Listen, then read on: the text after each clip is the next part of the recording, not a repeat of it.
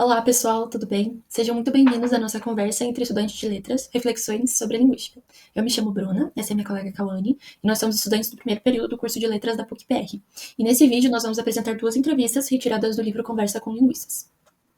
A gente selecionou dois autores, o Carlos Alberto Páraco e o José Luiz Fiorin, pelos pontos de vista parecidos que os dois trazem e pela nossa identificação com eles.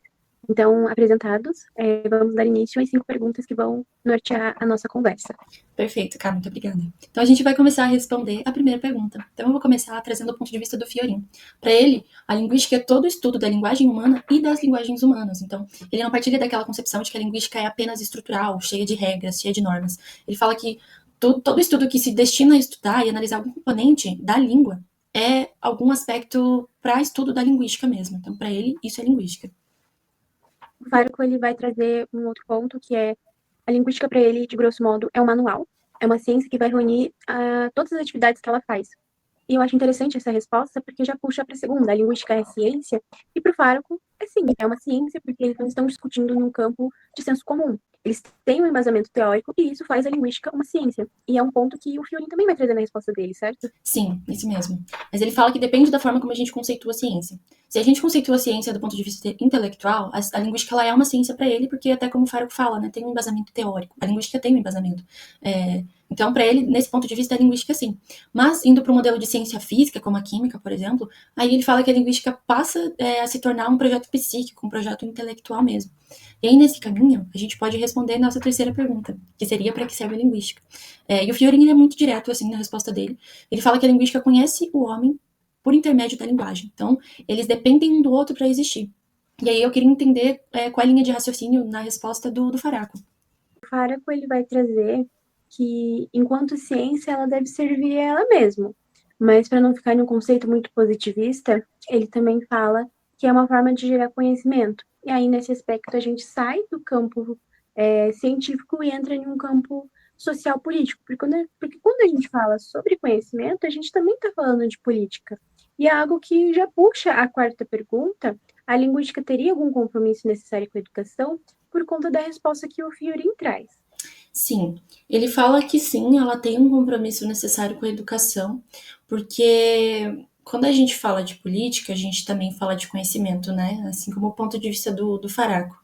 E para o Fiorin, quando a gente educa toda uma sociedade, mostrando que a linguística ela não é só regra, ela não é só um punhado de normas que você precisa seguir, você acaba também educando pessoas democráticas.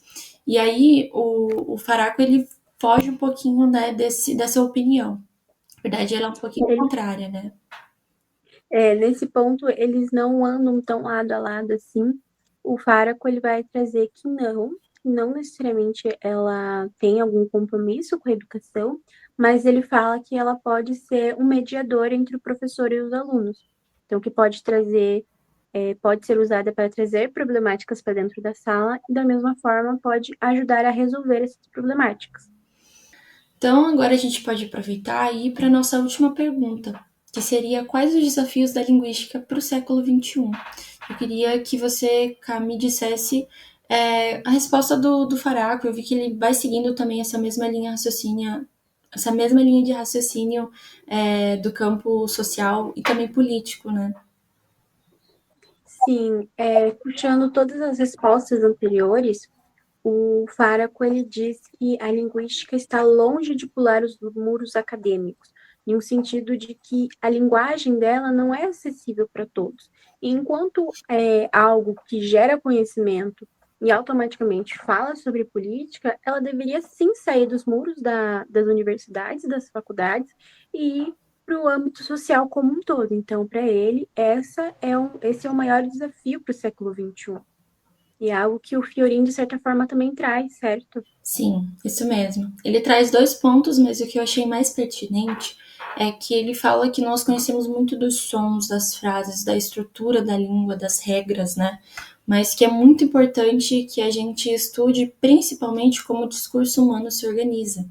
Então, porque se não bem estudado, a gente não consegue entender a dimensão do poder que ele pode ter sobre uma sociedade. Então, acaba resumindo todos os pontos de vista das perguntas respondidas, né, de ambos. Então, eles partilham de opiniões muito semelhantes, acabam discordando de uma ou outra, assim, mas acabam seguindo na mesma linha de raciocínio e também de estudo, né? E, Cauane, queria muito te agradecer pela conversa, pelo tempo e também pela discussão. Obrigada, gente. Obrigada. Beijo.